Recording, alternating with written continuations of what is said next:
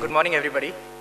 Um, First of all, let me, on behalf of BSE, welcome all of you to this very unique and august hall that used to be the trading floor of the exchange for many decades till the exchange went electronic almost 20 years back. This hall has been witness to many events. You know, as an exchange, we have some visibility of, and while a lot of people think that the exchange is the focal point of all action, the real action actually is in the industry, in the corporates, and in the investors that use the exchange as a platform to access and sort of multiply their wealth. The exchange at best is really a nodal point for facilitating all of this. So we actually call ourselves a market infrastructure institution, because that's essentially what we are. What is unique in the SIMSRI, Sydenham Management Institute, is the students. They have the intelligence, they have the freedom to learn as per the pace of the corporate world. They have the self-disciplinary mechanism. They are self-regulated. They are the part of the most of the governing activities, and many times it is said that it is student-driven institution.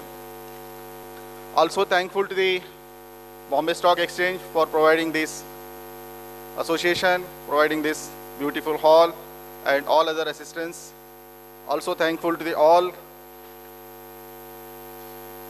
sponsors who has helped us with their, in some or other way: Nelson, Lead Start, Destiny Makers, ONGC, National Insurance, Life Insurance, Business Standard, all others.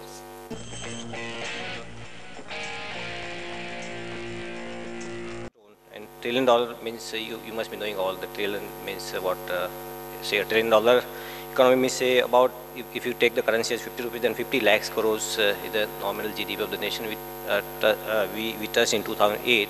And how this journey, when we touch from 1 trillion to 2 trillion, I think how the journey is going to be different for us, especially on savings or on investments or even infrastructure and all that kind of stuff.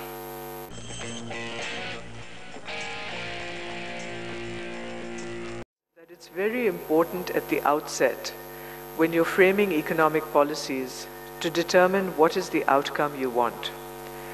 And in the context of India and many other emerging economies and the path of growth that we choose, it seems that we have placed GDP growth as the outcome that we want.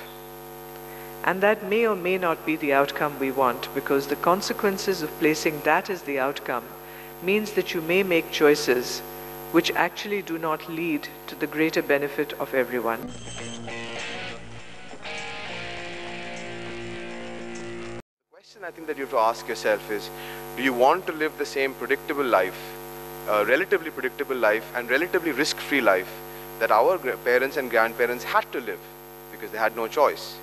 Or is the next 20 or 25 years for you going to be also about, while you build your own careers and build your own individual net worth, is it also about saying, how can I actually make a difference to something beyond that? And I think that's an area where I'm sure all of you will think a lot about. As you create businesses in India, there will be a strong temptation to follow the West, to follow other countries, look at them as a time machine. China's 10 years ahead, US is 20 years ahead. Let me adopt the same thing here. Not even adapt the same, well, maybe even adapt the same thing here. But it's not going to work. You can spend your time on it, your money on it, but unless you understand our country, its consumers, their behavior, what's unique about us, what's different about us, you will not be able to create the right kind of business.